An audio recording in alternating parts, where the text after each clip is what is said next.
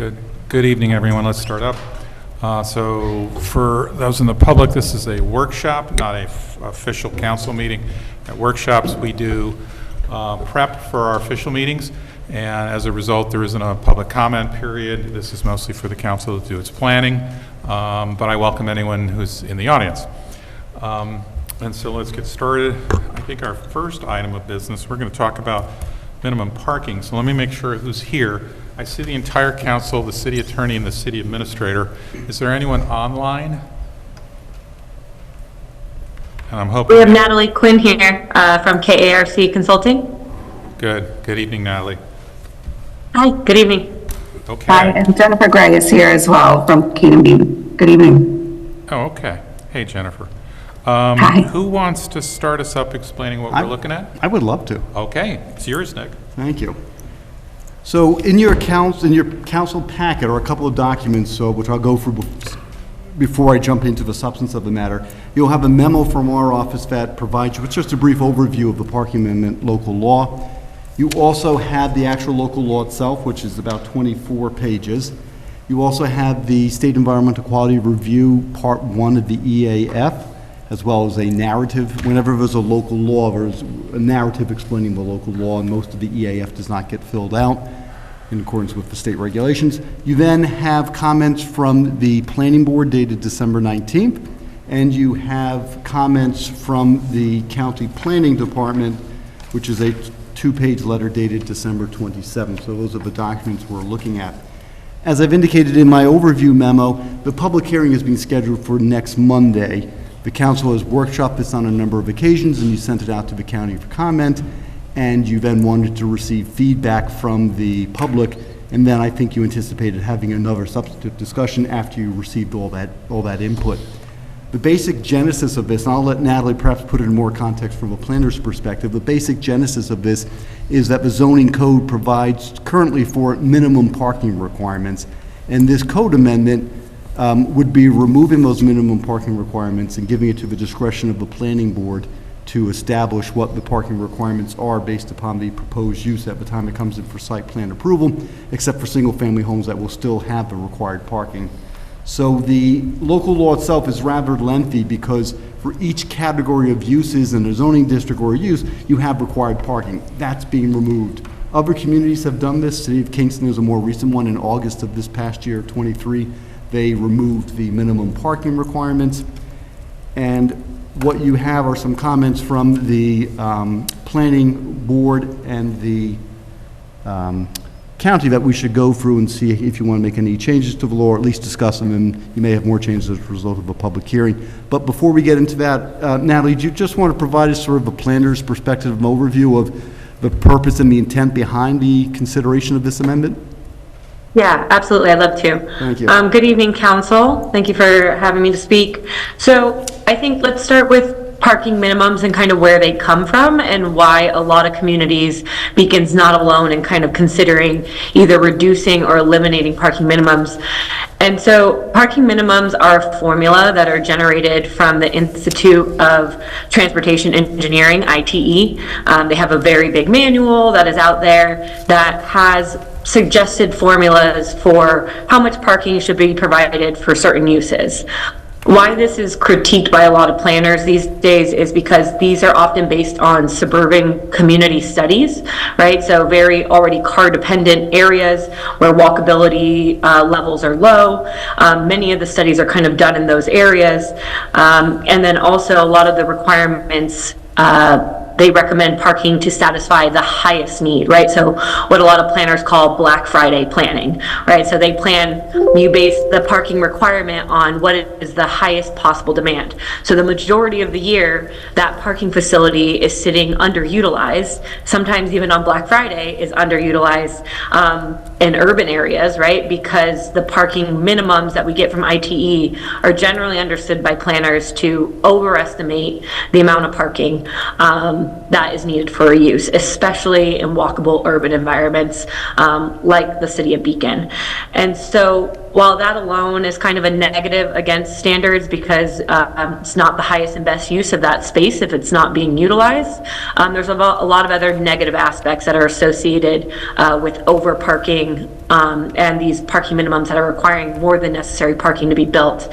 A lot of that is, reducing the walkability. So it's generally understood that folks like to walk in kind of more pleasant environments that have windows or greenery or things to be keeping their attention.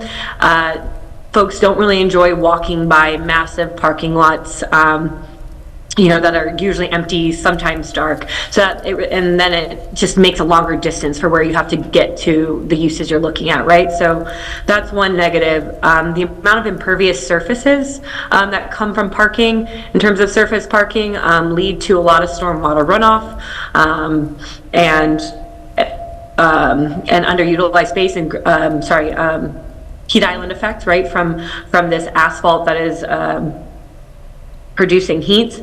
And then I think the other one is just the cost that it adds to development, which leads often to higher housing costs, right? Because that cost, it's estimated around $5,000 to build a surface parking facility space, and around $50,000 in some places, up to $50,000 to build a structured parking space. So that's a big upfront cost that often gets passed on to and kind of filtered out to the renters within a facility. And so that cost, it limits the amount of development that you're going to see. It limits the amount of housing that you will see. And it often is a barrier for smaller businesses or smaller developers. And I'll just explain that, and I'll end there. But for smaller businesses, right, the code requires parking be applied even for a change of use. So say you have an existing building on an existing lot that is currently a laundromat and wants to convert to a barber shop or something. If that parking requirement is different, there's all of a sudden a new parking requirement that new business owner has to meet. And when you already have an established build out, right, in terms of you are taking up a certain portion of your lot, it's impossible for you as a business owner to build more parking on that space. So often you have to go through a lengthy process of requesting the variances, and that's an extra burden to especially to small businesses and to smaller developers, right? That extra process and approvals. So in general, that's why we're seeing a lot of communities that are either reducing the requirements or, like Nick mentioned, City of Kingston, Albany, Hudson, a few other communities like that have removed their parking minimums and instead established maximums. And that doesn't mean that parking is not going to be provided for many new developments. Developers will often see a need to provide parking, to make their units attractive to potential renters, depending on what income bands they're aiming for, but also lending institutions often require that you have some amount of parking. So it's not to say that reducing your parking minimum is going to get rid of parking and no one's going to build parking. It just allows it more to become a conversation that is contextual to the area, to the demand of the population, and to current trends in the area, whether there's improved biking facilities, walking facilities, municipal parking in the area. So it just allows the council and the planning board to take those things into consideration to set a parking requirement that is based on the city of Beacon rather than based on some study that was done in Kansas in the 1950s. Thank you, Ned. Happy to answer any questions, but that's the general overview. Good, and this is also an opportunity to sort of take a fresh look and update the parking code sections. And one of the perhaps more vexing provisions is being this 1964 code provision that's on page 2 of the draft local law in section B2, in which if there's a new use, but it's in an existing building, you look at the parking that would have been required for the use in 1964, and if it's not being increased by 25% or more, then they don't need to provide more parking. So it's a little bit of an odd, unique to Beacon. I haven't seen that in other communities. It's worked, but I think it's a little outdated, and the planning board, and I think John Clark here had suggested that be removed. So this code provision, in addition to doing the minimum parking requirements, is removing that provision. And I've asked Jennifer Gray. Jennifer Gray is the attorney from our office who attends the planning board meetings. And Jennifer attended the December 19th December 12th planning board meeting that led to your December 19th letter from the planning board, which we should review those comments and just go through them. And Jen, if you can just provide any additional comments as I go through, that would be appreciated. The planning board discussed it. I think Jen said it was about a 90-minute discussion, and there was not a consensus, but via a vote of 3 in favor and 2 against, they made the following recommendations. The first one is to section 223-26B1, which is on page 2 of the draft local law, but just referencing that where we say there should be something called a binding agreement, they want it more specified as an easement or a deed, which we think is a good idea. That way it's an easement or a deed would have that agreement memorializing the use of off-street parking run with the land and put subsequent property owners on notice. I think that's the intent behind binding agreement, but having that specific language. So we're in agreement, and if you're in agreement, we can go ahead and start making that change. No concern. Okay, the next comment was with respect to impervious surface requirements, and there were 2 points, and this is to section 223-26B5, which is on page 4 of the local law. And the planning board discussed that the maintenance required for requiring green infrastructure for the development of parking spaces can be difficult and costly for single-family homes and is more suitable for commercial functions, so they felt there should be an exemption for 1 or 2 family homes. And then they said that the requirement for pervious pavement is too narrow, as there are other green infrastructure practices. So the planning board was suggesting, don't limit us, put that in there, but allow us to look at other green infrastructure practices. So there are 2 points there. One is exempting 1 or 2 family homes. The other is broadening the variety of green practices. I think the county also made similar comments to that section as well, right? That is correct. Point 4 of the county's letter was that as well. I mean, it seems reasonable. I think that I'm inclined to take the advice of the planning board there, and I like where they're going with that. There are other opportunities, and maybe not to be so limiting in what's required. I would just add, as long as there is a green infrastructure requirement. There would be for parking other than for 1 or 2 family homes. And that was a concern from the planning board, that requiring that can be difficult and costly, both in the, more so in the maintenance of it. Because again, Jen, you were there for that, or Natalie, please add to it. My understanding is with the green infrastructure, it does require a lot of maintenance, especially with the winter time, that Well, you're snow speaking, plowing. you're speaking about pervious pavement. Yes. I'm talking about as long as there is a green infrastructure strategy. What we're talking about is giving them the additional ability to do other than pervious pavement. I just would like to see, as long as there is a requirement, that there be some green infrastructure effort to address water flow. And specifically, so you're not in favor of the exemption for 1 and 2 family homes? That's what the planning board had suggested. So that there's no requirement. Correct. I thought we were talking about broadening so that they could do other green No, so infrastructure it was approaches. 2 points. One was to remove the requirement for 1 and 2 family homes. The other was where it is required to broaden it, so it's not just impervious surface. And again, the context on this, I think Nick mentioned that single-family homes are exempted from the relaxation of the minimum parking standards. It's also 2-family homes and 1-family homes with accessory apartments. Thank you. Is the major concern, Jeff, the water management, or what? Okay. Yes, it's a matter of water management. I thought there was something in here already about water management with surfaces. Well, there is an obligation generally to make sure that water is managed and doesn't flow onto your neighbor's property, yes. Okay. Do you know, oh, sorry. That's all right. What was the discussion like at the planning board when they were talking about green infrastructure? Were there other examples that they raised? Because I can think of a lot of other, I know what green infrastructure is, and I can think of a lot of things, but I can't think of anything else that manages the water from a broad surface like a parking lot, other than just having it go down a tube and usher it away, which is not what we want. Yeah, so this is Jennifer Gray. I think I can hopefully help with some of this discussion. So I was at the planning board meeting where this was discussed, and the city engineer, John Russo, brought up a number of green infrastructure practices. I cannot recite them all for you tonight, but rain gardens is one example. Rain gardens would be something that's not necessarily a pervious surface for the driveway, but a green stormwater practice that I think would be beneficial from an environmental perspective.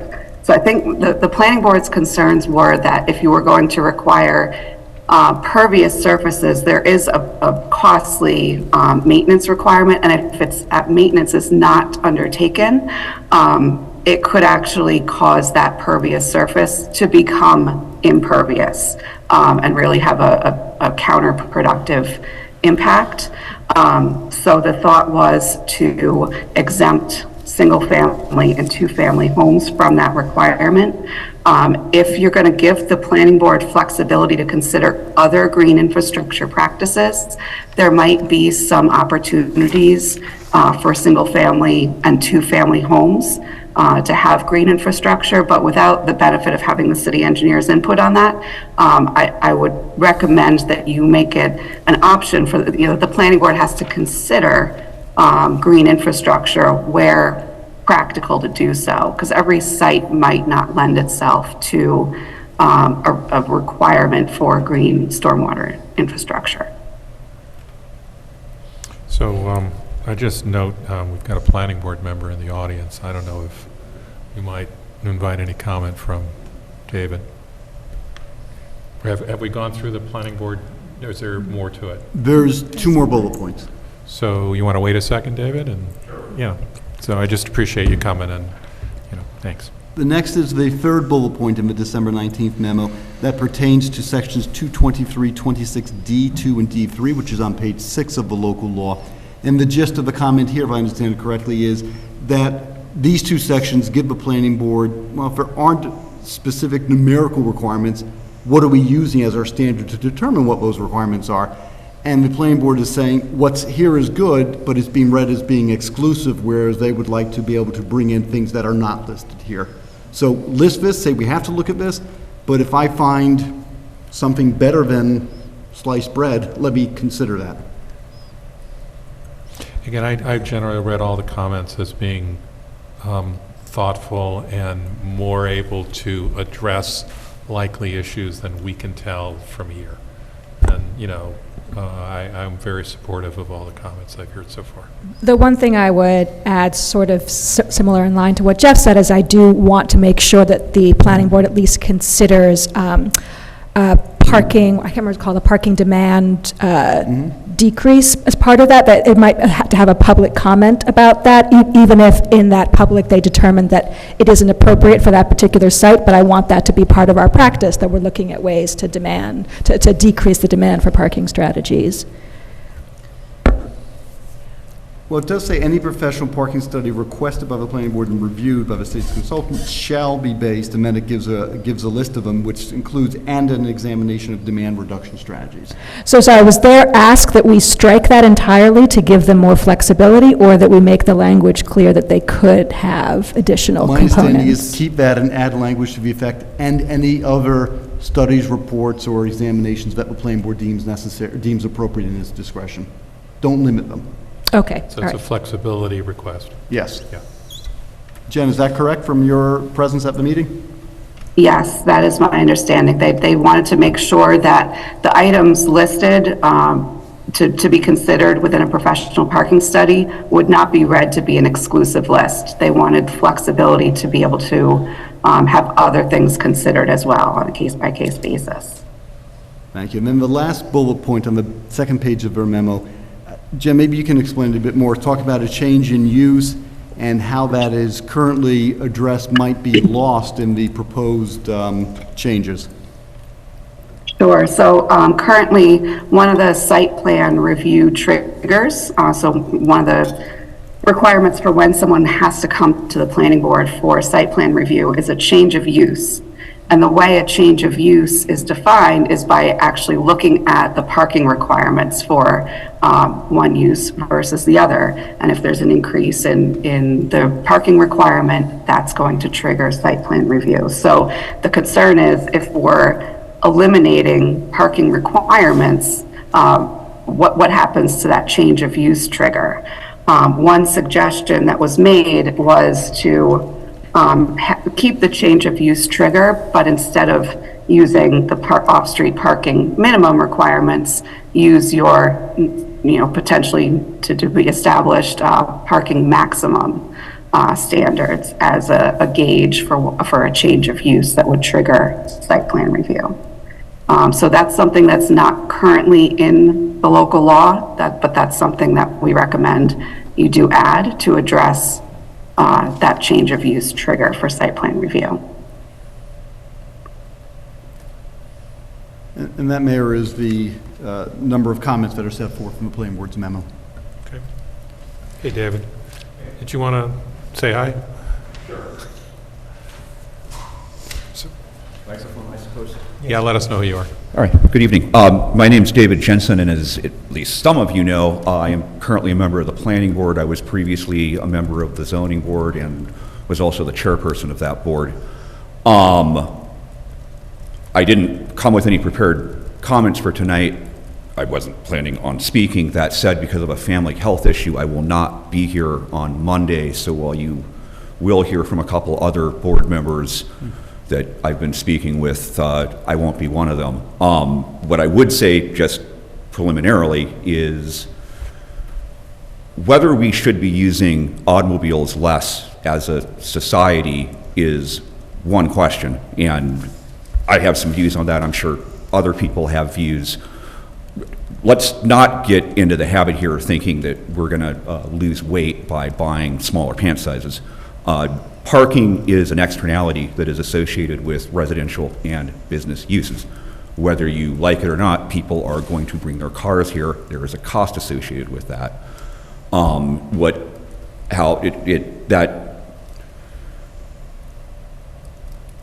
The two biggest things that I would say we should be doing with regard to parking are, first, doing a better job capturing the social cost that is attached to vehicle demand, and second, reducing the transaction costs that are inherent in a consultant-driven or a consultant-reliant process. As things stand now, we are routinely granting exemptions, in particular to Main Street buildings, for the obvious reason that there's no real place to put parking. But what that puts us in the position of doing, or what it puts an applicant in the position of doing, is having to hire consultants to prepare a parking report. That comes at a significant cost. Personally, I don't think these reports are all that reliable. In my occupation as an attorney, I've been hiring expert witnesses for the past 20 years, and maybe reliable is a bit of a strong, or unreliable is a strong way of putting it, but this much is definitely true. There is inherently play in the joints. That is definitely true in the ITE manual. When you're looking at classifying the city, what is a city analogous to? What is the analogous use we're looking at? Moving this in a direction where we are increasingly relying on consultants, meaning there's no stated minimum parking requirement. It's just you get a report and maybe that gets cross-examined, maybe it doesn't. That's what gets signed off on. I don't see that as an improvement at all. That is basically the number, that is frankly what I would say. And I guess what I would also note is when this was in front of the planning board, I supplied at least a couple of those bullet point language revisions. I don't think it's a good idea to pass this law in the first place. It may very well be a good idea to make some revisions to parking. And in fact, if you want to have a separate discussion, I have some ideas going in that direction. But big picture, doing something that end result of which is less shifting of the social costs attached with cars to the individual decision makers that are associated with those external costs increasing, moving away from that and moving towards a process that is more consultant driven, is basically moving in the wrong direction in two respects. Can I ask a question, a follow-up question? I appreciate you coming. If you don't mind, is there anything that we could create at the city level, aside from creating and updating the minimums, that might help the planning board make decisions? Like I'm noting that we haven't had a parking planning study, a comprehensive one, in a number of years citywide. Is there anything like that or anything else that might increase your ability as a planning board member to make what you feel are accurate and well-grounded decisions about individual parking requirements? If I So- may, I don't mean to cut you off, but I find it a little bit unusual that we have one member of the planning Yeah. board here, and he's not speaking for the planning board, Yeah. but it's unusual that we would have just one person from the planning board present. You have their memorandum, and I just find it unusual that we would be having that here, so I would, So let's do this. Let's take up Molly's question, but then, I Yeah. appreciate, the opportunity for you to come and speak, and then we'll keep going. Yeah, Yeah, yeah, and no. I will say that they had, as Nick said, at least an hour, if not longer, discussion, and that generated more questions for me as a council member responsible for passing or not passing a law, so I feel like this is not the last time I want to have the input of the planning board, whoever they end up being. So I will try to answer this one paragraph response. The question you're asking does tie into some further discussions that I had with Kevin Byrne and Atticus Lanigan and Elaine Chacho, who I think will all be coming here on Monday. But big picture, we should be looking at the idea of having parking fees that are being imposed if people can't meet the parking requirements. And one discussion that goes along with that is, to what extent are you going to let people avoid providing parking spots by paying fees instead? Basically because you kind of have to balance both of those things. But in substance, rather than spending the money on the transaction costs involved in a consultant-driven process, we need to update the standard, do something that more efficiently grabs that social cost and transfers it. Thank you. So that's it. All right. Thank you very much. Thanks, David. And Molly, I know you mentioned there hadn't been a comprehensive study in a while, but that is one of the suggestions that was part of the previous parking study done. And I was also wondering, again, I know it's somewhat aged, and we have made good progress, especially with wayfinding signs, but how much of that, of those recommendations from the parking study, have we really been able to move forward significantly? In terms of walkability and accessibility, I think that's a good conversation to have as we think about parking. Maybe not at the same Right, time, right. but as a follow-up. Yeah, I have a couple of comments, and I'm actually glad to hear some of the back and forth of the planning board, simply because it's not a straightforward issue. And I too have some concern with how we get to parking requirements. Because, there are various objectives, but one of the objectives is to make housing more affordable. And part of the thinking was, if we don't have as high a set of parking requirements, it actually makes it more affordable. If in the process of doing that, we actually impose another cost, meaning, oh yeah, you got to do a consultant, you're not actually necessarily serving that goal. And so there's some sort of trade-offs between the various objectives we're trying to accomplish, including making housing more affordable, because we've spent years as municipal governments imposing more requirements, and we thought they were good and they made a lot of sense, but now we're at the stage of housing's way too expensive and it's in short supply in areas like the New York metro area, and so we have to figure out how to adjust. So I'm interested in how we do those trade-offs. I don't have an obvious answer, but I'm interested in how we do the trade-offs.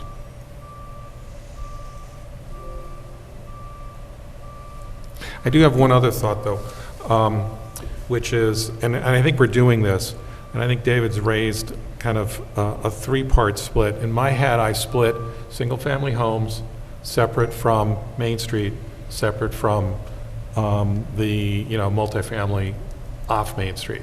Because on Main Street, we know we have to solve a parking issue in a different way. I have been, one of the things I wanted the Main Street Access Committee to do was to consider, how we might, I also gave them a charge of how we would finance parking, not just whether we need any. And they didn't get to that. But I too am willing to consider for Main Street a different approach. And I think we will have to find ways of financing that approach. And I am in favor of some sort of process that says if you're a Main Street building and you don't have parking, you need to pay into something. If you do have parking, that's your, that's good for you.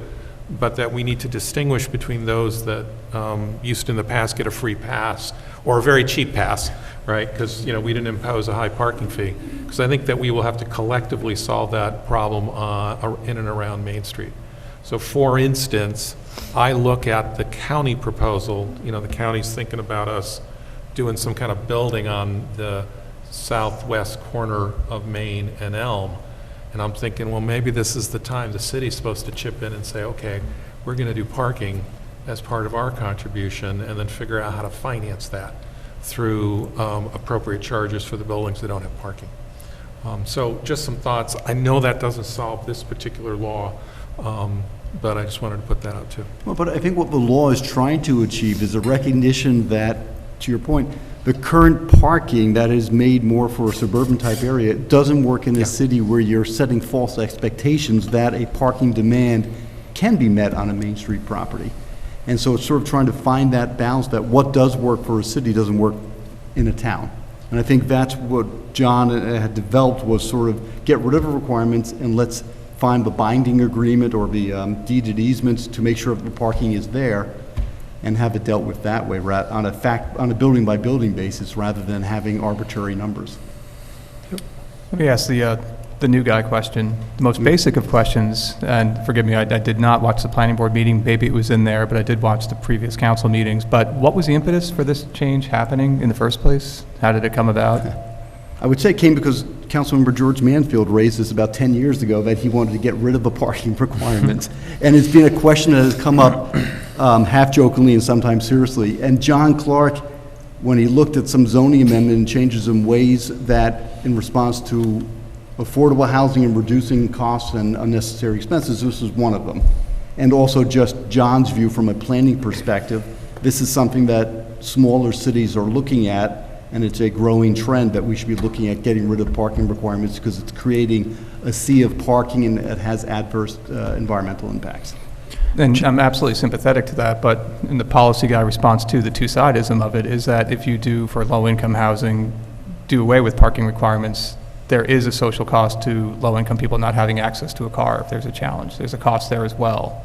And so public input, I'm really want to observe and see the degree to which I feel satisfied. I think Kingston did a pretty robust effort to get public input on this. I don't know that we have or have other solutions for discussion sufficiently on the table for these alternative transportation models. I know there's things that have come and gone in Beacon. We had Zipcar at one point in time at the train station, and there's the rail, but it's a hairy issue. Right, yep, nope, I think that was the council's intent, is sort of introducing the local law, sending it to the county and the planning board to get comments, and then holding the public hearing so there could be a full, robust. Because I think, to your point, there's a natural appeal, hey, maybe we are overparked, maybe because we're a city, the restaurant and the dry cleaner and the apartment all share the same parking use, so it makes sense. So I think you want to sort of look at this issue, and that's the intent here, is to get some public input and have a robust discussion, see where we end up. I think it's also worth noting that this conversation came out of our discussion of affordable housing. What are some of the things that we can do to reduce costs for builders? And this was one of those suggestions, and we took it up. It can be, but then there are trade-offs potentially. I mean, I have mixed feelings about this, because I think if we're reducing costs for someone, they might just recognize those cost savings and move along and do the project that they were always going to do. But who can speak for them? Yeah, I think thank you, Jeff, for raising some of these questions, because they're sort of fundamentally my own as well, which is that we're having this workshop discussion. We've had a couple of discussions before leading up to this, where we are gearing up for a public hearing next Monday to actually get the public input on this topic. And I'm trying to think through, this is a really robust and interesting conversation, but if I was but a constituent member who is listening in to this conversation, getting prepared to weigh into my comments on this policy next Monday, what are what are specifically the things that we are looking for in terms of feedback from the public. As Jeff mentioned and others have mentioned, this was brought up initially as an interest both from the council in terms of addressing affordable housing and also in terms of addressing green infrastructure. And it is, at the moment, for me at least, unclear exactly what the through line is for how this policy addresses those things. And I would love for other council members, the mayor, Nick, to try and summarize that for us. If those were our two goals here, which is what I understood them to be, how do we frame that as an accessible question to the public to weigh in on?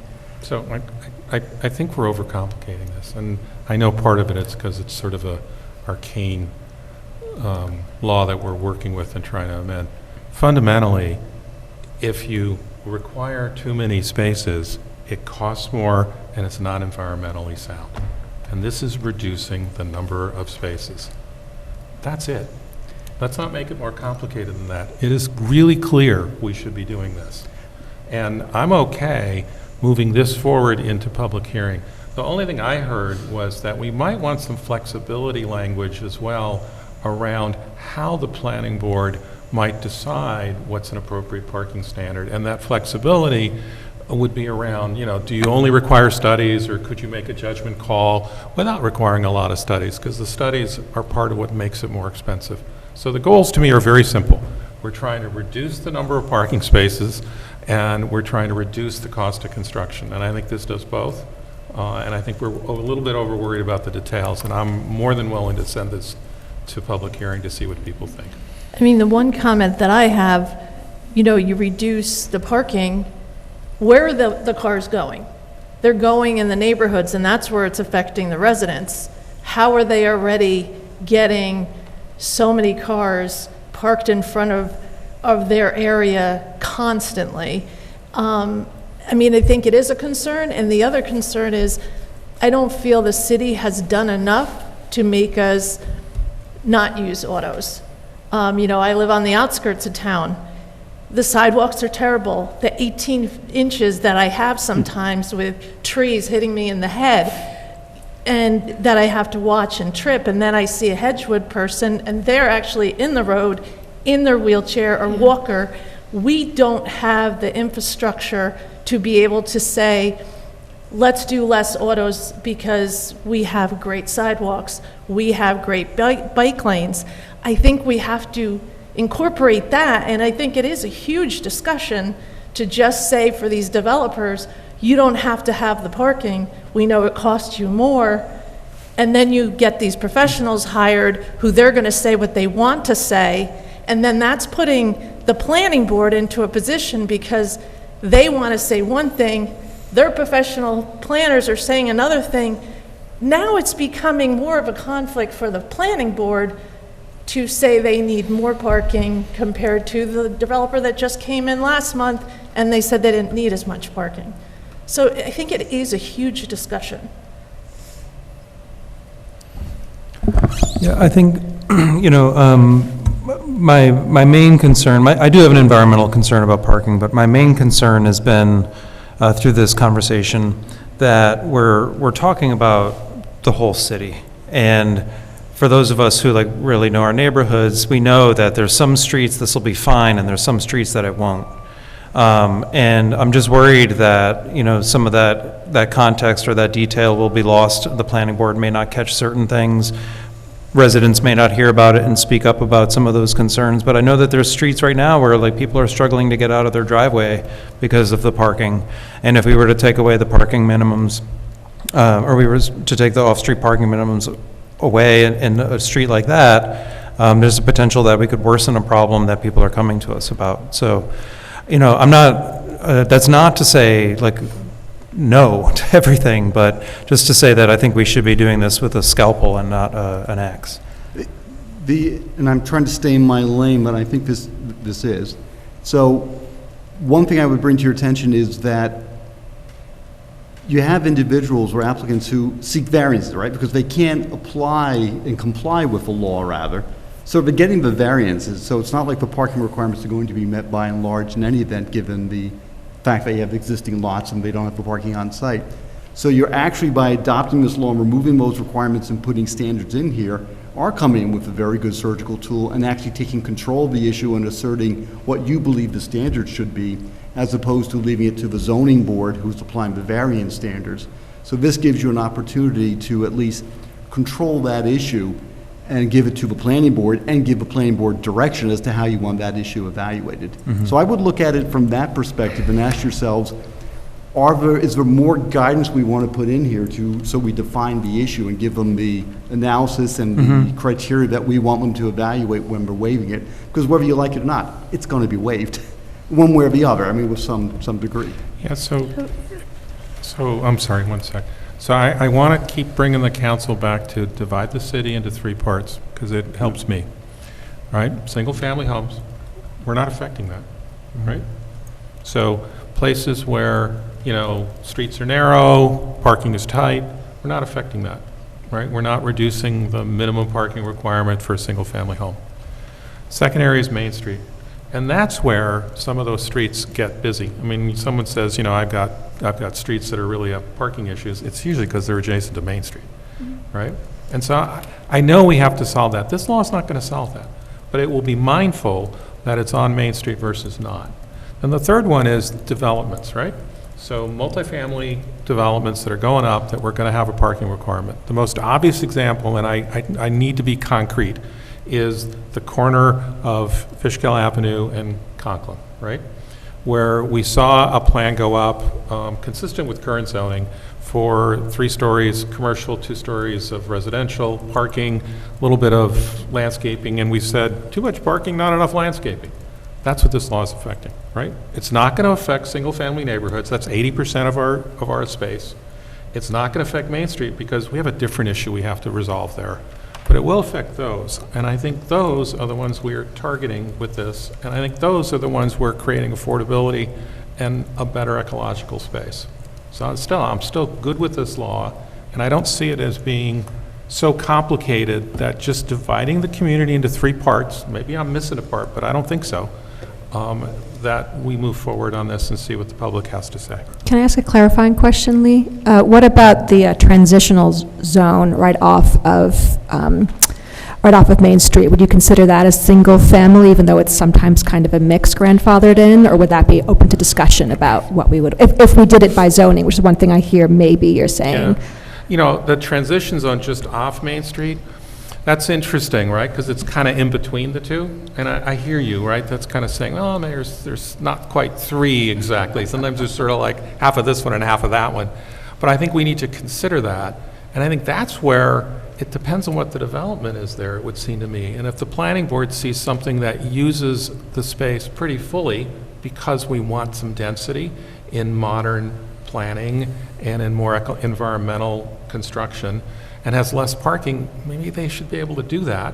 On the other hand, you know, if the neighborhood doesn't tolerate anymore without building a structure, maybe they want to impose parking, or maybe that's our role of to say, okay, we're going to have to do something on, you know, off Main Street to do some construction because we appreciate the density and that we collectively have to provide the parking. That's the one that I think the county building is a good example where, you know, I know it's going to cost money, but maybe we should be chipping in the parking piece of it.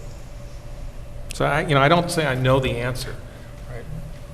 Should it be specifically Main Street, though? Because I know, you know, Fishkill Ave, this whole rezoning, I heard that it wants to be the next Main Street. So if we write this law and say Main Street, I mean, is there a way to say it where there isn't parking? You know, you have to evaluate the municipal parking structures that are available within a certain distance. Is that the answer? Because right now, if something goes up on Fishkill Avenue and there's no parking, there's only neighborhoods that are parking right now. Yeah. And even if you made the, you know, Fishkill Avenue and Conklin just, oh, you don't need that much parking, they're parking all throughout the neighborhood. And then you have a proposal of Buddhist temple going up.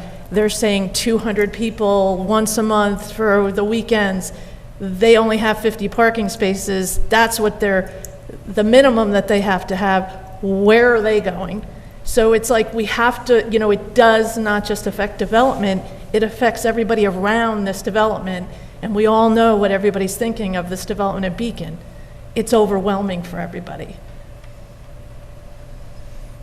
Yeah, I think that the way the law is structured is only separating the single-family neighborhoods from the rest. And it's trying to establish criteria that would cover whether it's a Main Street type building or a development like a Conklin and a Fishkill Ave, right?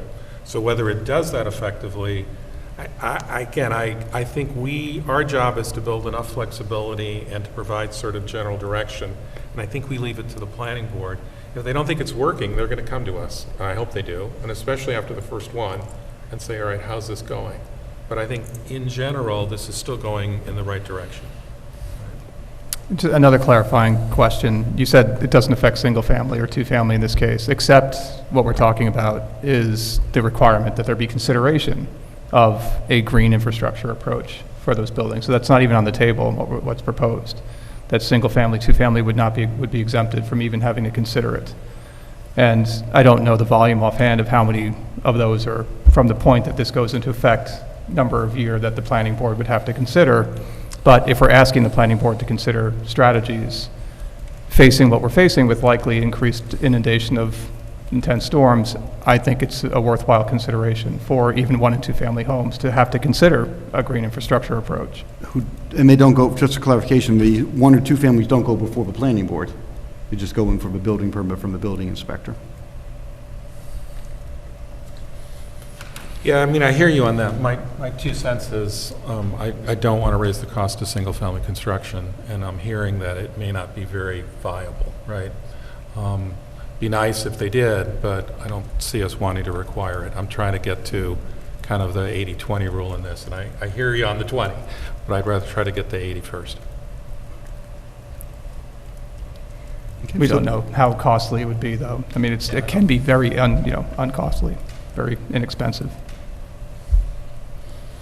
Well, so if we were to do that, I think what you're saying, Nick, is we'd have to leave it to the building department to sort. Or require site plan approval of single-family Which homes. is not what we're trying to do. Exactly. Right, because that's generating a cost structure we don't want And to time, yes. impose, right? Yep. So it would be then, right, requiring that in the building permit process would be some criteria for the building inspector to apply when considering a building permit for a single-family home in connection with the parking area. Yeah. Then I question if this is already written in such a way that it's exempt, because it specifically says the planning board shall require. So if it doesn't go before the planning board, then there is nobody to require it. Yeah, again, I'm willing to let that 20 go to get the 80, so. The 20 you're referring to, the single and Yeah. the two-family? Yeah, because I just think that asking at that level, I just said I'm just thinking that we'd stop there. Right? Again, you all can have different opinions, but again, I'm just mindful of raising cost as well as getting a benefit. I mean, we did do that with the all-electrification bill, but to your point, I would like to be maybe something more concrete that we can say it's part of the building permit or this certificate of occupancy. So I don't know, Jeff, if you're aware of something, if there may be other practices out there, I'd be curious to learn about them, but right now I don't have enough information to know exactly what the thing is that we would be asking of anyone who wants to build or make significant changes to a single-family or two-family home. And the reason single and two-family is in the code languages of the building, the applicant does need to comply with zoning, and so there are specifications for one and two-family homes, but the building inspector would review the plans to ensure its compliance with the code, but they don't go before the planning board. So the language does need to be in the zoning ordinance for the building inspector to apply it, but it doesn't go before the planning board. Was there any requirements for, because we're reducing parking for bike racks at establishments? I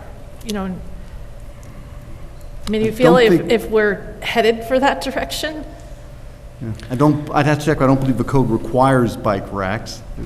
Jen, do you recall if it's a consideration? Yeah, no, in the CMS and perhaps also in the linkage district, under the current code, the planning board has the authority to waive parking requirements. So instead of an applicant going to the zoning board for a variance from parking requirements, the planning board has the authority to waive parking under certain circumstances. And one of those circumstances is when the applicant provides sufficient bike racks to basically have a parking reduction strategy, so that the development would generate the need for less parking. But there's no, to my knowledge, there's no affirmative requirement for bike racks in our code. This gets at a question that I believe I raised to John a couple weeks ago, maybe a couple months ago, around further articulating what we deem our demand reduction strategies to be in terms of best practice. And I don't mean to put Natalie on the spot here, and you don't need to have an answer in this moment, but I am very interested in what demand reduction strategy best practices might be. I imagine them to be in the form of adequate bike racks. I imagine them to be in the form of proper public transportation. And I recognize, and this was the feedback I got from John a couple of months ago, that this law is maybe not targeted towards necessarily increasing demand reduction strategies in a direct way, but I am very interested in the conversation about what demand reduction strategies the city could be incentivizing, whether through this law or another law. Mm-hmm. Yeah, I mean, we have a really good example with Kingston. I'm actually working on a project on Broadway in Kingston, and I know they do list a few things. So you're right, short-term and long-term parking. So long-term generally within the building in a parking facility or bike racks out front. They talk about stipends for workers for taking alternative transit. So if you're talking about a business or, if a business is seeking a reduction in parking, they can talk about what they're doing to incentivize their employees to carpool or to bike by giving them some kind of stipend or incentive. They talk about proximity to bus stops, proximity between like mixed-use districts. So I think there's a way to enumerate that a little bit more clearly, and I think I would just recommend that would be done in a way similar to how the parking demand strategies were being discussed earlier, of giving some examples but not limiting to, because I think you wouldn't want to stifle the flexibility there, folks, to come up with something that may be convincing for the planning board. But I think you can surely list some examples of demand reduction strategies that the planning board is looking to have discussed. Thank you, Natalie. So maybe, just a suggestion. So new ideas are coming up tonight that we haven't included in the law before, looking at Main Street fees, looking at incentivizing alternative transportation. Maybe we broaden this a little bit and we talk about, what are the other things that we'd like to put into a local law that deals with this, with this issue more broadly. Is there anybody interested in kind of like looking at this and other aspects of parking and transportation? Yeah, I think we've postponed the public hearing a couple times. I would really love to hear from the public on the 22nd, as we noticed. And also, depending on the feedback we get next week, I'm very interested in, as you're saying, broadening the conversation as well, both. Yeah, Dan, I'm inclined to move forward with the public hearing. I think we need to agree on what elements we want to change in this before the public hearing. As I said earlier, I think that we also need to have a conversation that's a little bit broader than just parking, because I'm not sure how much we've done from Main Street Access Committee, from some of the previous parking studies. Again, wayfinding looks amazing. I love those signs. Great job. So we've definitely made progress, but like, what is our strategy to alleviate or ease some of the kind of log jams that we may have. I don't know that that belongs in this section of code specifically, but I do think it's a conversation that we need to have around what are we doing to encourage other means of transportation if we're going to say that we know there's no parking on Main Street. There's no room really to put any more of it. So we have to kind of live with that. But what are we going to do to address that we have to live within and make things easier for people? Yeah, I would kind of go where Amber's going, which is let's move this one forward. I think we have other discussions to have, but unless we make the pieces that we work on discrete, we're not going to get anything done, because we're going to try to say they're all connected. So I think this one, as long as we say we want to remove the minimum standards that are from the 60s that were big, and as long as this generally does that, I want to hear what the public says. Then I'd like, if we could, to keep this discrete, tie a piece on it, and say, what are the 2 or 3 other things that we're going to ask Natalie and Nick and Jennifer to work on, and then try to bring them one at a time, because again, unless we take them discreetly, we won't get there, right? So it sounds like you'll have your hearing on the 22nd, then you'll workshop this again. If others are okay with that. Yeah, I wasn't trying to say anything about the public hearing. I'm just thinking about some of these new ideas and incorporating them. And I don't know. I don't know that I agree with you that we should deal with it in discrete, because they all do fit together, and there's one thing that we may not want to do if we're not doing another. And so I feel like the discussion, at least, maybe not the laws themselves, should be unified. Yeah, I think that would be an approach, right? Because if we say, all right, here's the big picture, we want 5 or 6 things we're trying to do, and then we break it down and say, let's pick up just the one. And eventually we'll see how they connect, but if we try to do them all at once, I think we will struggle, so. We okay to see so we need to do what Amber suggested, which is which items that we just discussed do we want to include in this draft to push forward for public input? I think getting rid of those 1964 requirements, as Amber said, is a good first start. I think I didn't have any issue with any of the planning board feedback, so we could include that, my opinion. I agree. I would agree. Right, and we'll have the opportunity after input as well. Right, so we'll see if it fits together, or there's some other big piece that we've got to think through. Some of the laws where we didn't have a consensus out of the gate at this table, we talked about doing a 1-year check-in on that law, where we would come back and revisit it and see how it's working. I put 1 year is probably too short for this law, because just the length of time that it takes for an application to go through the system, but, maybe we ensure that in 2 years, the council takes this up again and reviews what the impact has been, and we include that in the law. I think we did that with good cause eviction. We had a 1 year, let's come back and talk about it. I don't think we did it, but. We didn't need to. So I think. We could build that into the law that say, even after an 18-month time period, you ask the planner to present you with a report of applications and how it's being used before the various boards. So we could build that into the resolution or into the local law and make sure that gets done. I do wonder, sorry. I was just going to ask if you were interested. Oh, no, yeah, I do think, I love that. I think we should always be revisiting legislation and understanding if it's working as intended or not. And if it's not, we should do something about it. And you shouldn't wait, a decade to have that conversation.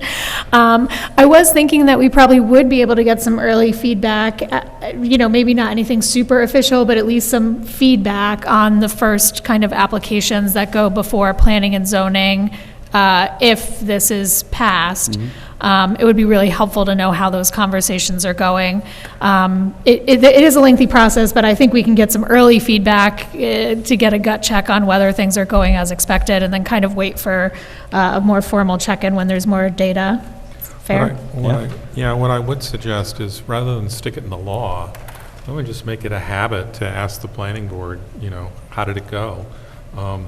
I was looking at doing a joint planning board, zoning board, council meeting at the start of this new council, right?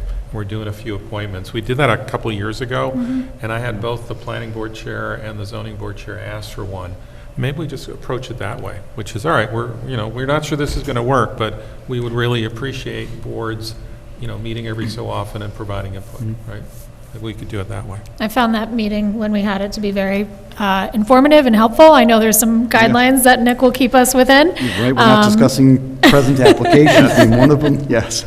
Right. But this is a pretty good topic for that This is. sort of a group, right? Yes. Yeah, because, I mean, their ability to bring concrete examples of here's what can happen, or here's what we've seen, is better than we're going to have. And that benefit would help us a lot, I think. I think that would be helpful before we pass this law, before, it would maybe be nice to hear as the boards, Yeah. what they're thinking. So let's go to hearing. I had a call with the two board heads in December, and we had talked about scheduling, so let me schedule one, and then try to do that. We'll have to figure out a time to do it, but it'll probably be like a workshop evening, and ask them to come in, when we're doing workshop and spend an hour together or something like that. In the next month or so? Is that all right? That'd be great. Okay. Yeah. Let's do that. I'm very interested in this direction of just having regular annual, potentially, reports from our committees. I know that that's part of the charter of several of our committees that we don't always necessarily do, but I am very interested in this direction as opposed to necessarily putting it into the legislation, but just having regular communication with our committees. I think that's a good direction. And I do have one last thought just on the pervious surfaces. Again, I do want to move this forward to a public hearing. I'm wondering, Natalie, if you have any examples you know of from other communities, how they've handled that. It might be helpful to understand that, and then we can kind of figure out what a good ground is for that, unless you know. Well, one thing that came up in December, I can tell you, was that Chris raised an interesting point, which was about the soil type underneath the permeable surfaces. So like, if it's very clay, then it'll compact and won't really work as intended. Yeah, so maybe there's just a little more refinement Totally, there. Don't necessarily want to take it off the table, but I think we just need maybe more information about what the options are. It's in the draft law. There's a mention about the soils There's mention about the being soil appro- types. Yeah, but it also says that the planning board will evaluate in the RD, and we know that that isn't going to happen. So that clause is just inaccurate as is. Again, I don't want to belabor this right now, but I do think I would be interested in understanding if there's some examples we can look at that let us be a little more balanced there. Yeah, I can, I don't know off the top of my head. I often see this in communities, with language wherever feasible or wherever practical, and then it's upon the applicant to kind of say why they wouldn't be able to do bioswales or permeable pavers or something like that in a facility, otherwise they comply. So I would have to do some research to see what other communities are doing besides leaving it up to that, leaving that flexibility in there, to maybe more strongly encourage it or require it. Yeah, it may actually be something that isn't part of the parking requirements, but part of a different ordinance. Yep. So again, not that we do not need to solve this right this minute, but I do think it's something to think about. Okay. We good to move forward? Do we have enough input for the redraft? More than enough. Good. Yeah. All right. Good. That's a fair statement. Right. All right. So good conversation. No, thank you. I've got a to-do too of scheduling a group meeting, and so we'll start to work on that too. Thank you, David. And we do still have our public hearing next Monday. Yeah. Yes. Yeah. Thank you, Natalie. Okay. Next item is an update from our Climate Smart Coordinator.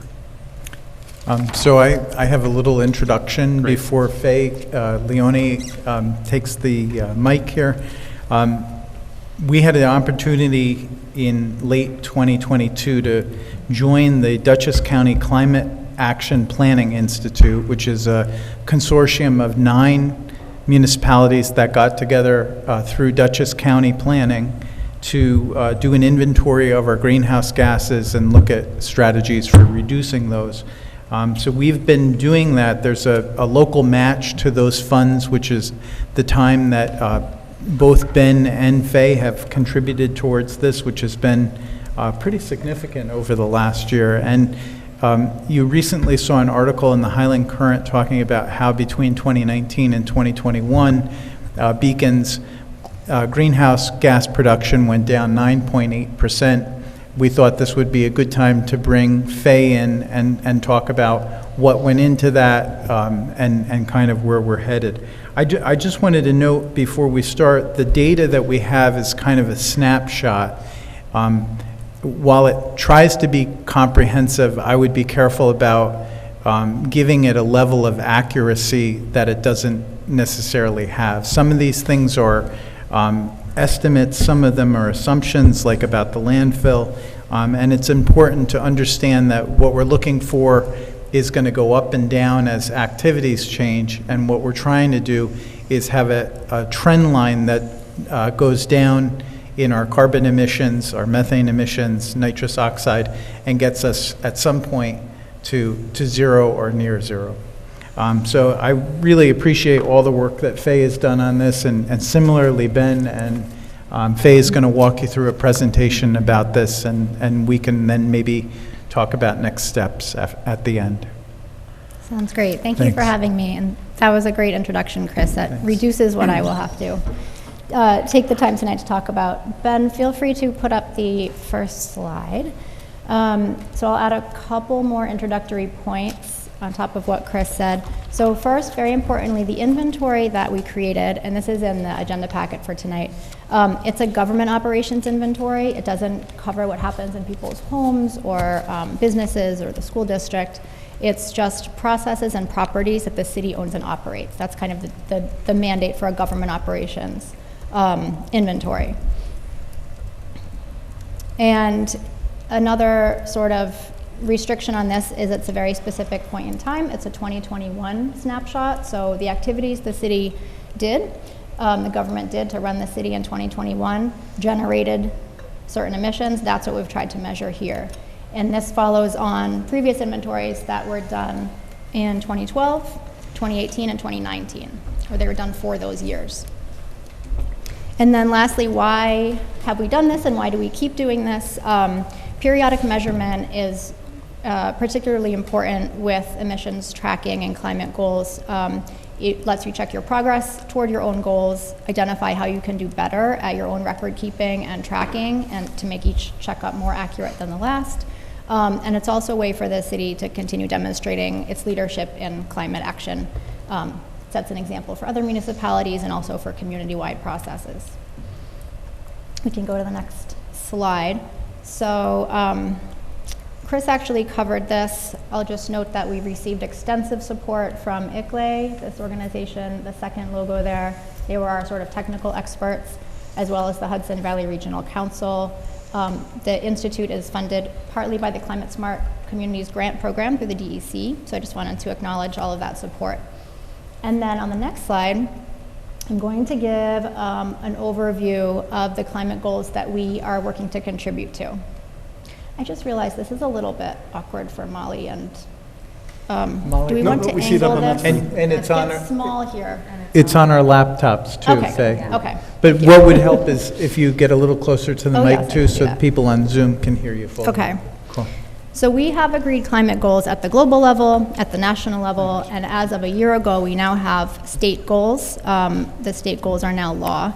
The New York State climate law is designed to reach net zero emissions sooner than, well, by 2050. And along the way toward that ambition, we have a milestone, which is that by 2030, we are going to reduce by 40% of a 1990 baseline. So just a shorthand, baseline's a shorthand for saying that the emissions that happened in 1990, we're going to strive for 40% less than those. Then by 2050, we're eliminating 100% of our 1990 emissions. Up to 15% of that can be through carbon offsets, but at least 85% have to be absolute emissions reductions, meaning we've changed how our activities actually run so that we do not create the emissions to begin with. That's an absolute net zero approach. I'm going to move on, but feel free to stop me or come back if there's any questions on all of that. And I should have mentioned before, those goals, global, national, and state, they're all aimed at keeping warming to 1.5 degrees Celsius from pre-industrial levels. And so that's what we're going for. And all municipalities are part of this, have to figure out how we're each going to achieve those goals before 2050. Beacon, for our part, we actually set our commitments a few years ago, even before the state, because City Council saw the urgency that was happening with climate change. So I have a couple of slides that pull out resolutions from 2020 and 2021. And they cover things like our renewable energy commitment, 100% renewable energy for our municipal electricity usage each year.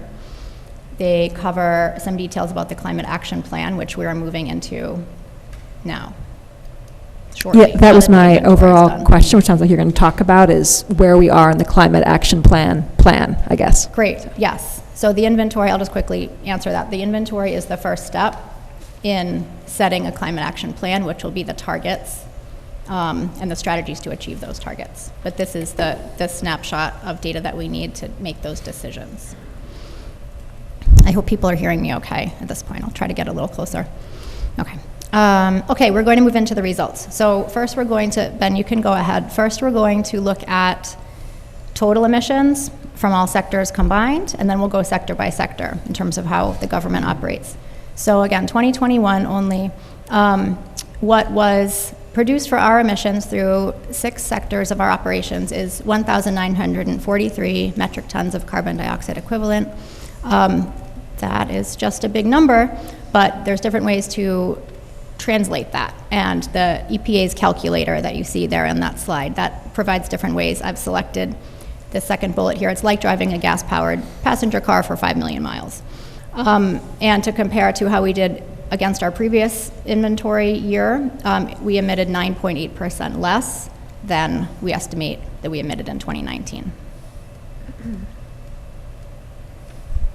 I actually have a question. Is there, the answers might be no, a way to factor in the results of the pandemic as we just maybe we're doing city operations? I don't know. I mean, obviously with individuals, I can see a more direct reduction in emissions, where I'm not sure if that's actually true for the city. And so I'm wondering if that was taken into account at all. Like if we see it go up again, if we did a next study, taking into account our data from now, did the pandemic artificially reduce things between 2019 and 2021? Go ahead. I would say to some extent, and that's why I said we should be looking at the trend line, basically drawing a line through the spikes and the falls of this. We probably did less activities in 2021, so we probably, I know we did less projects, I know we did we didn't do all of the maintenance that we're now doing. You're going to see some spikes from this, I think. So it may not be 10%. I don't know how much you can quantify was directly related to the pandemic. The other thing is we changed facilities. So in 2021, we decommissioned Beacon Engine.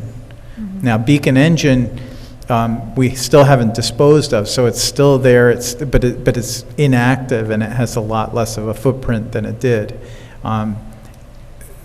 There's going to be some falling out, because over time, going from those 3 inefficient firehouses to an all-new electric, energy-efficient, naturally lit, geothermal heated and cooled facility is going, even though it's more space than those 3, it's going to have less of a carbon footprint. But this also doesn't take into account, in terms of human activities that cause greenhouse gases, production of concrete and steel is major. So that's not factored in there. We've used those things. These are just direct to operations. So again, that's why I was trying to say, take it with a grain of salt. We are trying to get closer and closer to zero, but it's an imperfect science. It's a little bit more of an art. I hope that. Yeah, those are great points. But to your point, Chris, those choices about how we've built the firehouse are long-term, incredible gains in this direction. I would agree. And every project that we do, we're looking for those gains. So like when we do the dewatering system later this year, not only are we changing out the dewatering system, which hopefully reduces truck traffic because we have drier sludge, but we're also going to redo the lighting and the fan systems in there to reduce. So everything that comes before us, vehicle purchases, projects, building updates, we're looking to use that as an opportunity to get further down on this trend line. All right, thanks. Great. Next slide would be great, Ben. So this is a photo that I really like from the current article that Chris mentioned. This is our solar field at what was a landfill at Dennings Point. It's now covered up, and there is a solar system installed on top of it. So because the city generated renewable power through this solar field, we actually subtract that from the emissions we generated. And so the new number, our net emissions for the year, was 1,602 metric tons. And that's 18% less, thanks to our solar generation. More like driving a car for 4 million miles, if that sounds any better. And then on the next slide, I'm going to go into sector by sector. Okay, so here's the pie. This is familiar to anyone that's looked at our previous inventories. The purple is our water and wastewater. That's the majority, or it's not the majority, it's the largest share of the emissions in 2021. It was 32%. This is actually fairly typical that this sector would be the largest contributor because of the energy-intensive equipment that those processes use. And then the next largest contributor in the orange, that's our vehicle fleet. That's 29% of the year's emissions, followed fairly closely by our buildings and facilities in the yellow. That's 22. On the orange pie slice, I just want to let people know we are nearly complete on a very detailed fleet assessment that's going to guide the transition to electric vehicles for the city, so we'll be able to draw on that and get this orange slice much smaller over time. I'll keep going around the circle. The green, that shows our employee commute associated emissions. Blue is solid waste. This refers to running the transfer station, for example, having Royal pick up our dumpsters of municipal trash. And then the smallest sliver, that light orange, that is our streetlights and traffic signals. That has not always been that skinny. That is because of the transition to LED streetlights several years ago. It made a really big difference. Yeah, it was substantially bigger than that a few years ago, that slice. It's almost non-existent now. Yeah. Yeah. So, okay, that's the sector by sector. Sorry, now I'm just, a quick question. Under employee commute, I know that we have a number of electric vehicles that our staff uses. I assume that that number is calculated both from those vehicles and from general employee commute, or is it just from the vehicles that are owned by the city? The employee commute does not include the departmental vehicles. Does not include employee. So those would be under vehicle fleet. Yeah.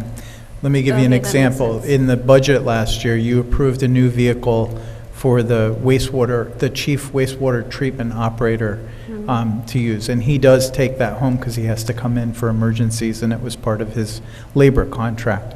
We're going from a 20-year-old car that probably gets less than 20 miles to the gallon to an all-electric vehicle. And that is actually listed under vehicle fleet. The green is more like my Prius coming here That's every like day. a personal vehicle. Yes. Yeah. Okay. So we tried it, we didn't, that's not as detailed or accurate. They kind of made some Sure. assumptions, some estimates. This is how many employees, this is what the average employee might drive. Luckily, we have a lot of employees that actually live locally, so that helps. We have a number of people No, that that's don't great use a car to data. get to work. Thank you for clarifying. Any other questions on the sector by sector? I think a key takeaway here is just to remember the three biggest pieces, because Yeah. that is what we need to kind of focus on as we develop the climate action plan and select strategies. Okay, so on the next slide, just a couple of things that are sort of like behind the curtain on the inventory for those who might be interested. The first is the scopes we included. Emissions are discussed rather than categories, they're just discussed in scopes and their degrees of immediacy. So scope 1 is gases emitted by local sources, like our use of diesel or gas. And that's the one in blue. Scope 2 is emissions that happen to create the energy that we buy, like the electricity that we buy to light the buildings, and that's the green. That's a degree removed from Scope 1, and then further upstream is Scope 3.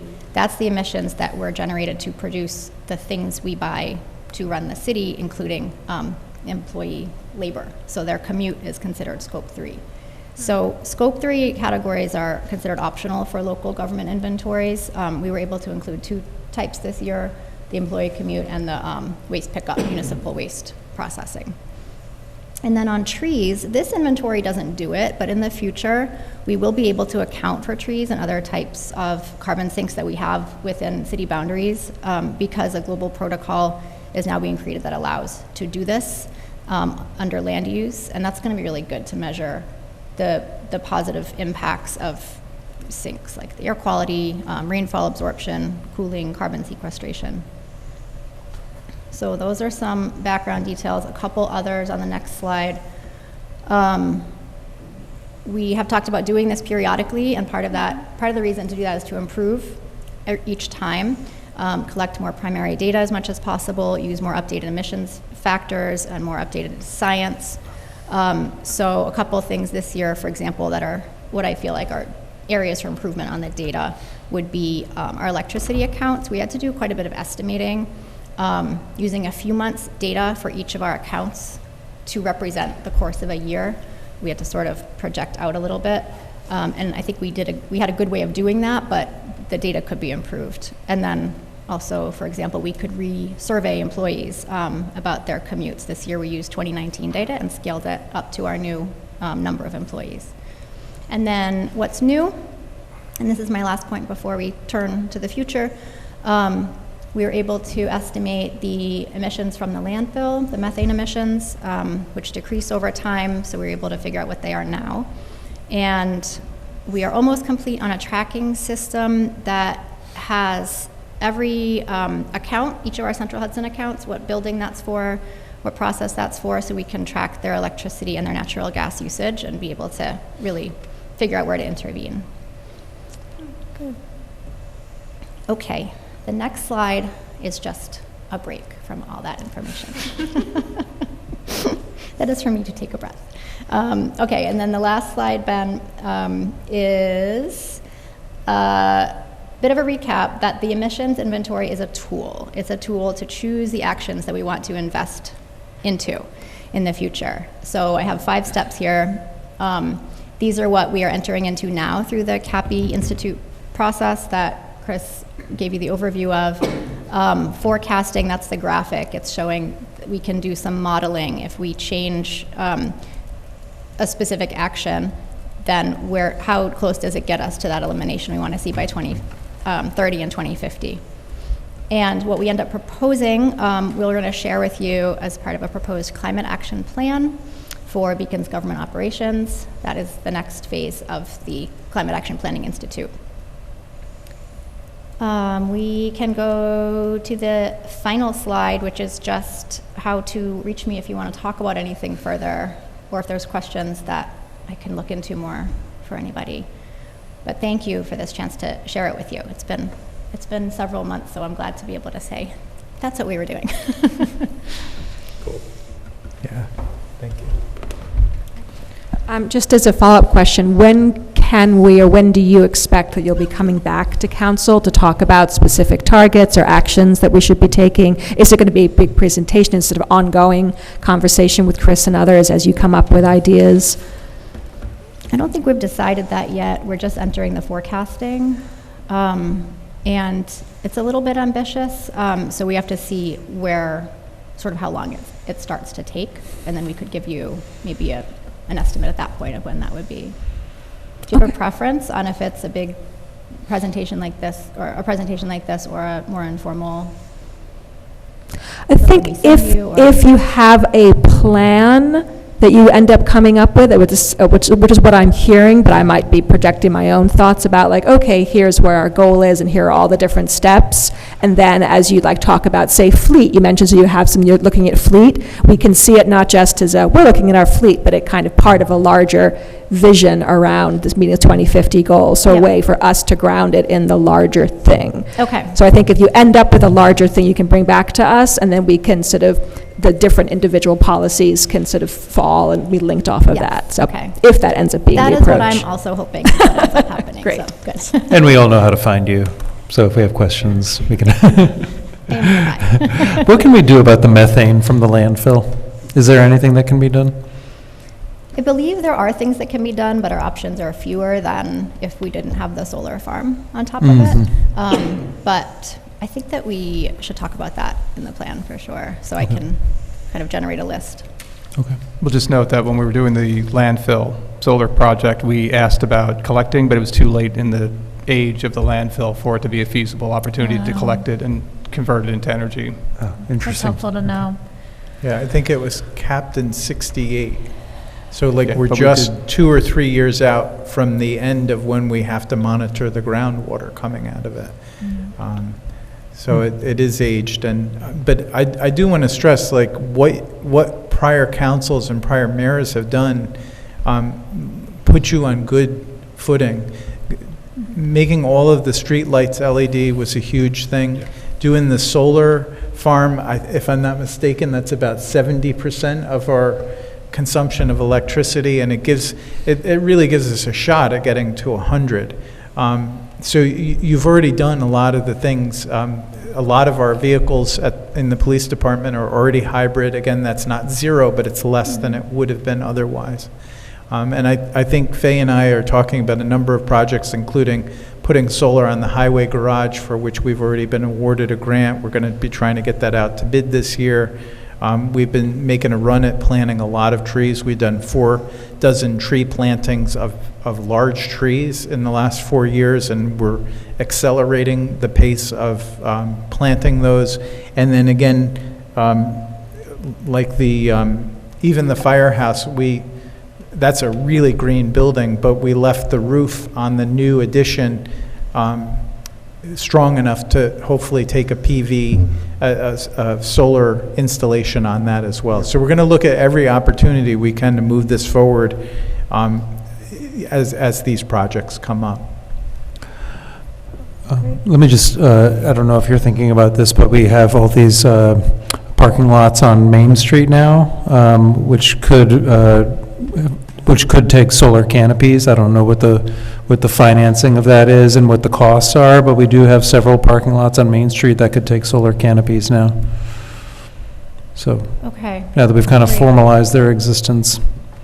But it's something that people have asked me, why don't you just put solar panels over the parking lot? I'm sure there's a good reason, but I'll ask Faye. I'm sure there are a lot of grants and incentives now, especially compared to a few years ago, and we've talked about it in the past, so I'll keep that on my menu. I would just quickly say there's a couple things. One is putting them on buildings. If you already have a structure to take them, like the highway roof, we don't have to build the substructure, so that saves a lot of money, and that's kind of the lower hanging fruit. Maintaining the parking lot is harder when you have those structures coming down. They're harder to plow. And then along Main Street, you also have obstruction of the sun from various angles. So we'd actually have to do a study of each one to understand how to optimize the location of those. Right. Like on the highway garage, there's just nothing else around it, so other than the mountain. So Well, when it was built, it was thinking it would get future solar panels in the build. yeah. Tell me if this is out of scope. Well, first of all, I really appreciate all of the work that you have done and all of this data, and with the caveat that Chris, I think, appropriately made, which is this is a single data point over a long trend that we've committed ourselves to at least through 2050 and beyond. I think that's really, really helpful perspective. I'm also aware that the CLCPA set out a number of specific goals, I think many of which were addressed in this presentation, and other things that Chris spoke to. And I'm also curious if you have a perspective a little bit to, I think, what Molly was alluding to about like the broader plan for what it is that our objectives are as a city, and what additional action plans, if any, like this is already a huge action plan, but if there are additional scope areas of an action plan to meet those goals. Are you thinking of the sort of buckets within the CLCPA, like transportation and buildings and waste, and are we going to cover all of that? Is that part of?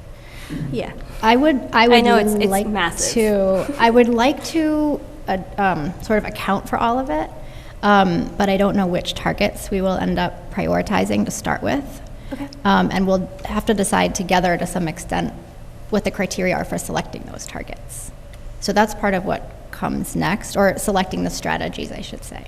And is that feedback you're looking for from the council, or is that feedback that you have what you need to develop that strategy? Yeah, thank you for asking that. I would like to ask for feedback from the council when I have some sense of what each action will yield for us.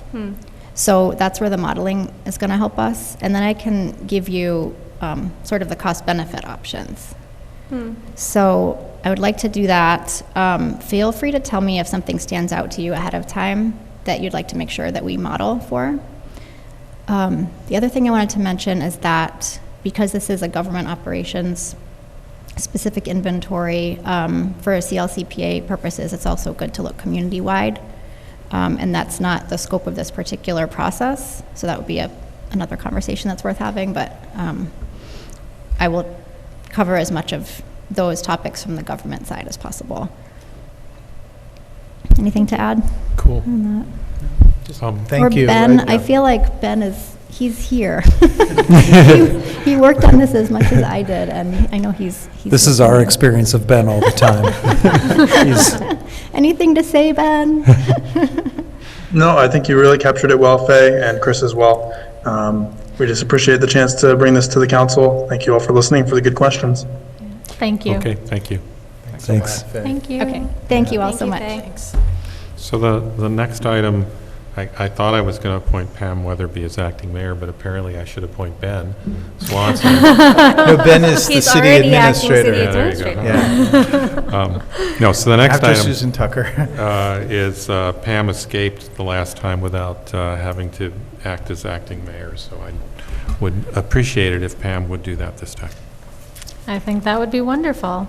Lee, would you mind, just for the public's benefit, reminding them what are the responsibilities of the acting mayor? So I always forget what it's called, so apparently it's called acting mayor. Acting. And I think the primary role is if the mayor is out of town or indisposed, serves in the mayoral role. So George took that as license to marry as many Everybody. people as he could. All of Beacon. Right, usually in mass weddings. So we're all married now. Right, and then there's also like chairing a council meeting. And in particular, I think the most frequent one is I may dial into a meeting remote, in particular a workshop. And that's where I think in the last go-around, George, was particularly helpful. And I was willing to let him marry as many as he needed to in order to get that done. And I think that's the main thing, right? And I think there are some events, I don't know if this is formally in our policy, but some events that I know George attended sort of in your stead when you weren't able to make it, so. So Pam, you good? I'm good. All right. All right. You're stuck. Thank you. Well, that one was easy. So now we have a side letter agreement with the PBA. Yeah, so I mentioned this to the people who were on the council last year when we did the budget. As many of you know, we have been challenged to fully staff our police department the last few years. We have had as many as 5 vacancies at one time on our patrol staff, in addition to having 1 or more people out with medical issues, such as injuries. So at points, we have struggled just to maintain a minimum staff, and we have done so only through the use of overtime. We have been trying to keep keep in check the use of overtime by hiring more staff. But one of the other mechanisms that we found was useful was to allow police officers to sell back up to 10 vacation days each year and not to have to block them. So I'll explain that. In the PBA contract, if you've been here less than 7 years, you can take 5 days as, 1 day at a time, but then after that, you have to do them in blocks of 5. And what we found was that towards the end of the year, people would want a day or two, and they would end up having to take 5 days off. Because our staffing is so low, that immediately generates overtime, which we pay 1.5 times the rate. And if we force overtime, it's twice the rate. And on certain holidays, it's twice the rate. So for 2 years, we've done these side letter agreements on a temporary basis with the PBA to test it and see how it went. Both the chief and I think that it was a win-win. Some of the staff sell these days back, some of them don't want to sell them back. But it helped us avoid, I asked the chief how many days were sold back by police officers, and it was 42 days for police officers, 10 days for patrol sergeants, and 10 days for lieutenants. All of those days would have been, so that increases our salary line, but again, we have, at points we've had 2 to 5 people that we're not paying. So we're good on the salary line, but it increased or it helps decrease our overtime, which we're paying at a much higher rate. So we'd like to do a side agreement to make that permanent. I think years ago that was put in place to make it easier to schedule for the police chief. We're at a point now where I don't see an end point to the shortage of police officers. We're just simply not getting enough people into policing to backfill this. We are constantly competing against other departments that pay more than the city does. Again, we did that employee incentive to try to send a signal, hey, we recognize, we need to get pay levels commensurate with other areas around here. We're looking into that. But this is one of the most direct things we can do to manage our overtime. And if you have any questions, let me know. Do you happen to know how vacation accrual from year to year and rollovers works with the police department? Like, would they lose vacation days, or are they capped at a certain number? They lose them, I think, we have 3 contracts. So without having gone back to the contract, I think they're allowed to carry 10 days. So what happens at the end of the year is if they have an excess of days, they end up burning those days. They may not even want a day off, but they don't feel like they want to lose that vacation. What this does is it allows that option, mostly towards the end of the year, to say, there's no way I'm going to use this, I'm going to sell back 5 days. If I recall correctly, when we approved this last year, it was for that calendar year, and if I'm reading this correctly, this is through the end of 2025. Am I reading that correctly? Yes, it would be permanent. It would become a baseline in their collective bargaining agreement. Their current collective bargaining agreement goes till the end of next year. Right. Okay, thank you for clarifying that. Yeah. And it really did work out. I mean, we've, both the chief and I have actively managed overtime to try to keep it from, at one point, we were almost spending $1 million a year on overtime. We have that number now at about $750,000. It's a little bit more, I think, but in our budget, we set a goal to try to keep it under wraps, and so far we've been managing it, but these tools really do help. Hiring people, too.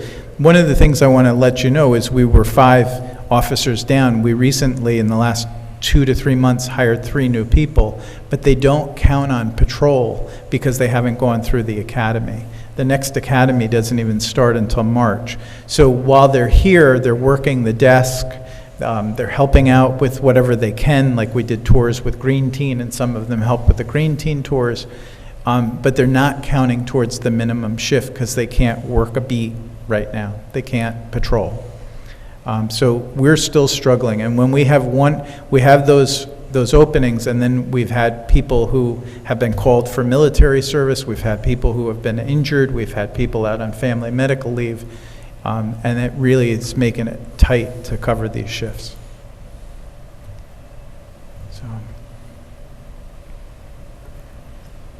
Okay. All right. Last one is a special permit extension for Edgewater, and Nick, you're going to tell us what that is? I am, thank you, Mayor. So this concerns the Edgewater project that received a special permit from the City Council in 2018. There were a number of conditions. All those conditions were satisfied, thus permitting the building inspector to issue a building permit. Building permits were issued, and work is ongoing. The special use permit granted in 2018 said the construction needed to be completed within 2 years of issuance of the building permit unless further extended. So they are in the midst of construction, however, they have other buildings to complete, and so they've asked for the special use permit to be continued for another 2 years, and they've set forth in their attorney's cover letter sort of a construction schedule and anticipate that the work will be completed within that 2-year period. Your city code allows you to grant those extensions. It says upon a finding that an applicant is prosecuting construction with due diligence and has offered a reasonable explanation of its inability to complete the project, no such extension shall be granted unless the City Council finds that all appropriate erosion control measures to protect the surrounding properties are in place. We spoke with the building inspector, Bruce, who confirmed that these conditions are satisfied, that in his opinion they have been proceeding with due diligence, they've explained why, and that the appropriate erosion control measures are in place. So based upon the condition of the code, case law saying that when those conditions are satisfied, the property owner who has a property interest in that permit, those extensions should be granted in these circumstances. And so that is before you, and we would then prepare a resolution extending it for another 2 years with the condition that Bruce indicated in his in the memo, that the extension be contingent upon the building permit that will expire later this year being renewed. I agree with that, and I have, I'm hoping you can clarify for me because I couldn't figure it out. So there's something that says the extension can be granted for 6 months, but I didn't see something that said we can grant it for more than 6 months. So can you just kind of help walk through like the timing of this and why we're doing 2 years? I don't necessarily want to talk about this every 6 months, but like I just couldn't figure out how we can do that. Well, so I will pull up the code in a moment. It gives you the specific authority to do it in 6-month increments. Okay. You have in the past, and you have the authority to determine how many extensions you wish to grant. Okay. So you have that authority. I'll pull up code language if you like. So it's not that you can only do 6 months at a time, you can do 6-month increments up Correct, to yes. whatever you deem correct. Yes, or Okay. less if you wanted to. Got it, okay. While you're looking for that, Nick, I also, and you didn't share it now, so I don't know if this may be something that can't be shared publicly, but I get that they're doing due diligence, but I don't get why. I didn't get the reasonable explanation of Edgewater's inability to complete these improvements, so I didn't know if there was more detail, and it wasn't in the letter that I could find either. So if you could share a bit more about why it's taking longer than 2 years. Sure, the due diligence is just with respect to, it's a multi-building project, so in a matter of phasing and doing that construction and marketability and financing, you're not going to build all 7 at once and then put all those units on the market at one time, so it's a matter of making sure of its constructability, financing, and they have shown a due diligence in making the foundation of one building, moving on to the next building, and having construction financing in place, maintaining the property, not allowing the project to be dormant, and having a phased approach, and with future plans to complete that on a reasonable time schedule. And Bruce noted to me too, they hit a lot of rock, and that's Yeah. been a lot of time trying to get foundations in up there. I know they knew there was rock. I don't think they knew how bad it was. We, like the firehouse, we also are having issues with supply chain things, so certain electrical components and stuff have been hard to get, transformers, certain pipes. So they finished out, as I understand, 3 or 4 of the 7 buildings, so they've made a good run at it. And I don't believe, it's not like the one on Main Street where you're just seeing nothing happen. They've been going the whole time. Yeah, I believe they're now, at least they have signs up for leasing on some of their buildings. I don't know Yes. when they I intend know to. that Hudson River Housing has been vetting applications for the below-market units. 10% of those are set aside, so you're going to get, I think, 25 units of BMR. And so, 223, 18 F2B does state you can grant one or more extensions of up to 6 months each, and then within, it says up to 2 years to complete Okay. language within the special permit. So the logic is, right, should say up to 2 years, but it does say up to 6 months. So you're granting 4 extensions so that they can complete that work within the 2 years anticipated for the issuance of for the completion of the work under the special permit. Okay, that makes sense, thank you. Okay. And there are conditions for that to continue that were built into it, correct? That is correct, yes. Speaking of conditions, do you know the status of the trails and the easements associated to the Greenway Trail? That I don't. I can certainly ask Bruce and provide the board, council with an update if you like. This is Edgewater. There's no Greenway Trail. There is a trail, there's a trail. But it's not the Greenway, It's right? it's not part of the Greenway Okay. Heritage Trail, correct, but it is a trail along the. Connects top to of the Greenway Trail. Yeah. Yes. I think it's referred to feeder as to the the connection trail, at least. It was in here. Yeah, it's hoping to connect, right? Because it's going to get built before anything else. I think so, yes. Yep. The applicant has agreed that the trail depicted on the western side of the property, blah, blah, blah, is open to the public. Dawn or dusk, I don't know. It says here that there's required to be a trail and that the city attorney will offer dedication to the city on easement, right? Yeah. Okay. Yeah, no, I recall that, yeah. They there don't is do a this trail, until but- the end? Or they do the part where they make money and No, then they do the easement itself should be filed and recorded because we want that done before the construction starts. I just don't, as I sit here, recall the status, but Okay. I'll find out and let you know. Okay, thank you. And for the public's reminder, this was a special use permit, correct me if I'm wrong, that permitted them to build out to the maximum density on the property in an R zone. I'm sorry, this was before I was on council, but I was interested at the time. This is... Predates me. Yeah. Yeah, So- this is in 2017, I don't recall all the underlying facts. But there is the resolution in the packet that goes through the details of the project. Yeah, that's, Yep. and it says that it grants a special use permit to construct 246 units of multifamily housing, and I'm just trying to remember that because this was in a zone where you could only build a few units, that they had to get a special use permit to build out to the maximum density, is that right? So I'm not positive either, but my recollection is, because it was in RD for any kind of multifamily, I think required the special use permit. Again, I could be off on that. Okay. Right, but the RD zone was designed for it, but it built in that special use permit to kind of check on stuff and make sure.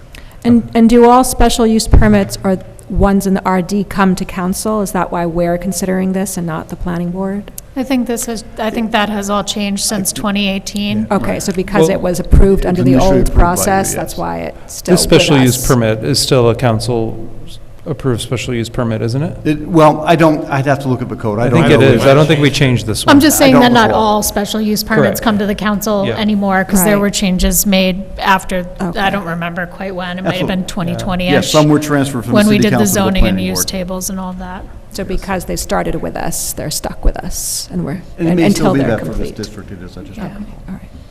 But even if it had changed since it started with you, it would still come to you. As you have notes, Nick, one thing to kind of connected to the connection trail is just to understand when that is expected to become available for use, particularly for residents from Tompkins Terrace, or anyone else who wants to walk through the property. So is that going to, to Dan's point, open right at the end when it's all ready? I appreciate we don't want people walking through a construction site if that's not safe for them, but just clarification on that would be great, too.